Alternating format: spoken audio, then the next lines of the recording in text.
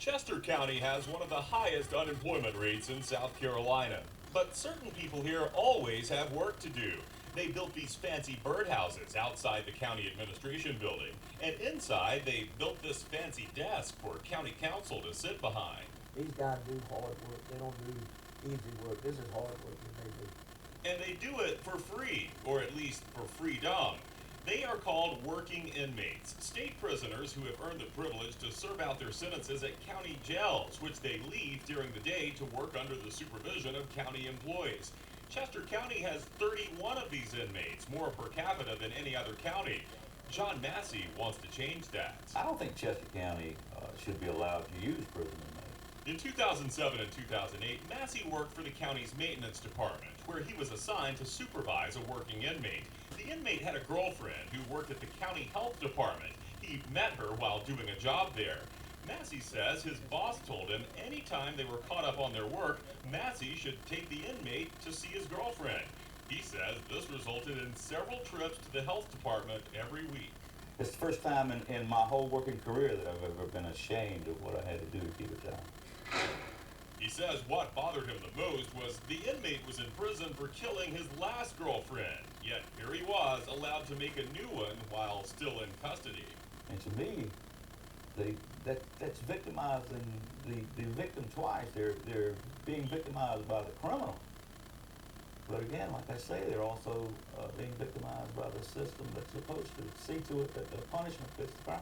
The inmate is now out of prison and has a respectable job, which is why he asked us to hide his face. He says, yes, he did get to visit his girlfriend quite a bit, but he says that wasn't the main reason for going to the health department.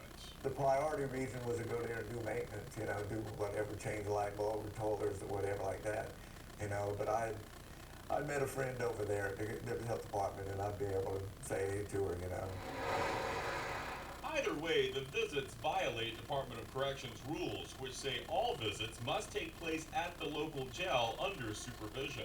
Part of this story is about what inmates are said to have gotten away with while under the supervision of Chester County.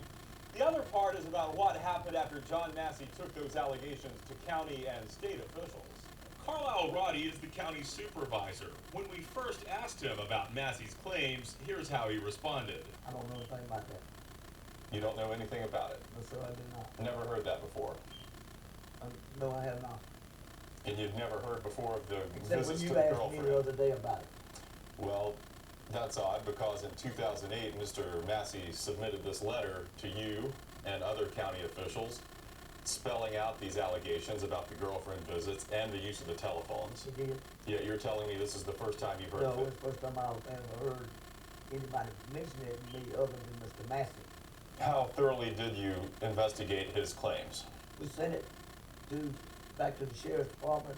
They had slid and interviewed everything about this. But this letter from state law enforcement says they have no record of investigating the matter. The Department of Corrections did investigate, but not until April 2010, after Massey contacted them. SCDC's Director of Compliance says they found no evidence of wrongdoing. I'm not saying that they were outright fabrication. I'm saying we were not able to substantiate it to the extent that we would be taking action based upon it. He admits his investigator never interviewed the inmate or his girlfriend. He says he did put Chester County on notice, telling them any future violations could result in removal of state inmates. The county supervisor says that would be a shame because their labor has saved taxpayers a pile of money. Massey wonders at what cost. You're placing money over justice? I think justice should come before money.